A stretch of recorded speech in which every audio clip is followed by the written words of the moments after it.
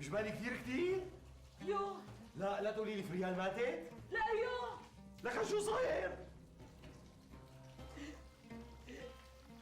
جابت لك توم.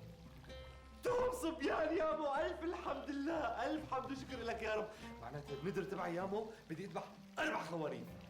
لا يا هو جابت توم بنات، يعني صار عندك 3 بنات. شو لك ليش هيك سويتي يا فريال؟ الله لا يوفقك، لك انا ما في شيء مقصر فيه عليك، لك انا ما ناقص عليك شيء بحياتي، توبي بتجيبي لي بنات وتوم، لك انا ما كان بدي منك غير عادل